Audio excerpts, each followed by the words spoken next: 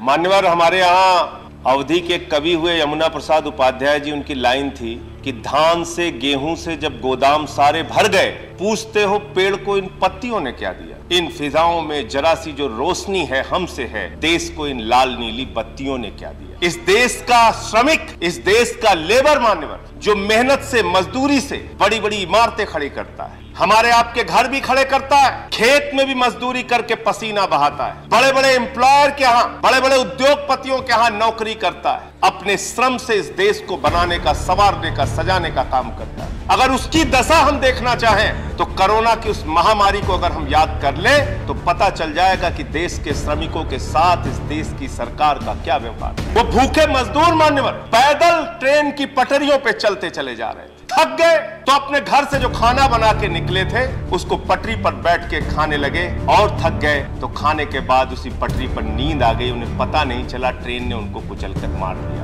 ये इस देश के मजदूरों की हालत है।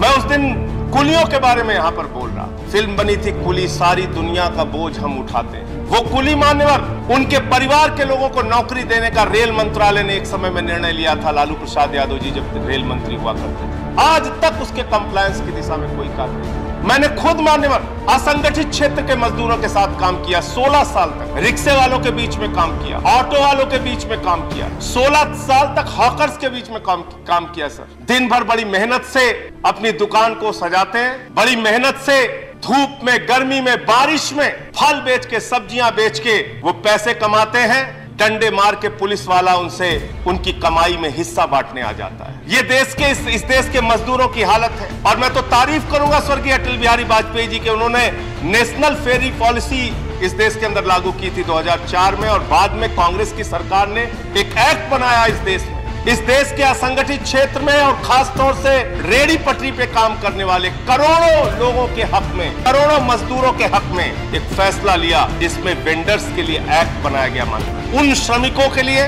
उन वेंडर्स के लिए, उनके लिए आपकी सरकार क्या कर रही है, जब जवाब दे तो दीजिएगा। हालांकि ये आप कह सकते हैं कि अर्बन डेवलपमेंट से जुड़ा हुआ मामला है, जिस कमेटी का मैं मेंबर हूं, लेकिन आज उनकी दशा यह है कि 10-10 हजार रुपए सरकार की ओर से, प्रधानमंत्री जी की ओर से सहायता देने की बात कही गई थी मान्यवर, वो अपना 10,000 पाने के लिए 10-10 चक्कर बैंकों के लगाते हैं। 250 का शपथ दो, 100 रुपए का शपथ दो, 500 रुपए का शपथ दो, ये फॉर्मेलिटी पूरी करो, वो फॉर्मेलिटी पूरी करो। ये आपका नजरिया गरीब आदमी को, और ये पूरे आपके बदलाव को आप पढ़ेंगे, कानून को आप पढ़ेंगे तो सीधा सीधा एम्प्लॉयर के पक्ष में, एम्प्लॉइज के पक्ष में नहीं है, श्रमिकों के पक्ष में नहीं है, उद्योगपतियों के पक्ष में है, बड़े बड़े घरानों के पक्ष में है। ये श्रमिकों के शोषण की एक नई कहानी लिखेगा ये कानून। इसलिए मान्यवर, मैं आपके माध्यम से ये अनुरोध करना चाहता हूं, बहुत अच्छी और बड़ी जिम्मेदारी, और मैं आदरणीय भूपेंद्र यादव जी को एक अच्छे मंत्री के तौर पे मानता हूं, एक संवेदनशील व्यक्ति के तौर पे मानता हूं। उनके प्रति अपनी संवेदना दिखाइए, उनके हित में काम कीजिए, जिससे उनके शोषण की जो कहानी है उसको रोकी जा सके। मैं वेंडर एक्ट के बारे में बात कर रहा था। सर, कहीं भी इस देश में वेंडर जोन बनाने की बात हो, टीवीसी कमेटियां गठित करने की बात हो, फुटपाथ के लोगों को अधिकार देने की बात हो, रोजगार देने की बात हो, कहीं नहीं हो रहा। जहां मन में आता है बुलडोजर चला के उखाड़ दिया। ये तो वैसे ही सब बुलडोजर वाले लोग हैं, जहां मन होता है गरीब आदमी को बुलडोजर चलाया, उजाड़ के फेंक दिया। अभी एक दृश्य नोएडा का सर आप लोगों ने देखा होगा, रो रहा था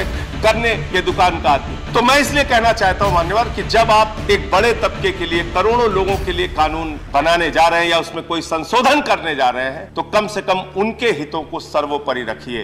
वो चाहे रिक्शे वाला हो, चाहे ऑटो वाला हो, चाहे वेंडर हो, चाहे रेहड़ी पटरी पे दुकान लगाने वाला हो, उसके हितों की रक्षा करने का काम कीजिए, उसके हितों को सुरक्षित करने का काम कीजिए। बहुत बहुत धन्यवाद, आपने इस बिल पर मुझे अपनी बात कहने का मौका